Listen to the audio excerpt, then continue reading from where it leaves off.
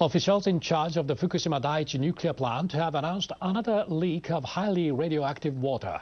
Human error caused at least 6 workers to be sprayed with contaminated fluid, exposing them to radiation. Tokyo Electric Power Company says workers mistakenly disconnected the pipe carrying radioactive water.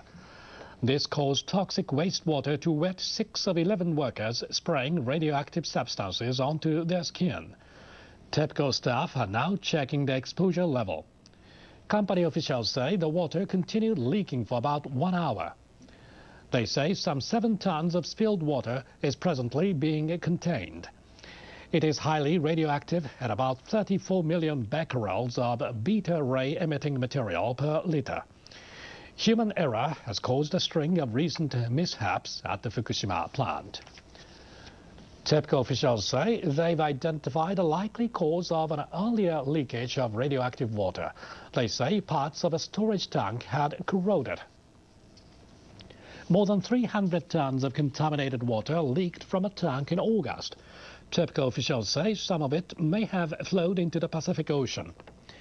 Engineers dismantled the tank.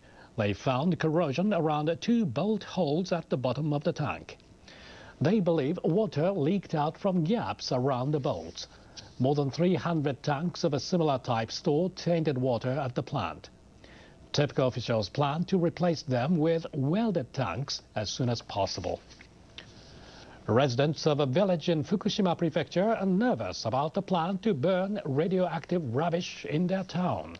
Masses of waste are constantly being produced by decontamination work around the nuclear plant. The Environment Ministry plans to build an incineration facility in Iitate village. All 6,000 residents of the village were forced to evacuate 2 years ago after the nuclear meltdown. They still can't move back because of high radiation levels. Village Mayor Norio Kanno met with Chief Cabinet Secretary Yoshihide Suga in Tokyo. Kanno said he hopes the government honors the 3-year limit on operations.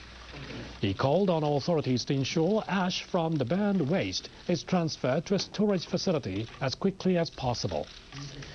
Suga said the cabinet will take full responsibility for the plan. We want the government to promise it will protect the safety of Iitate villages, as well as the people in neighboring towns. Kanno said village residents decided to host the incinerator because they want to contribute to decontamination efforts.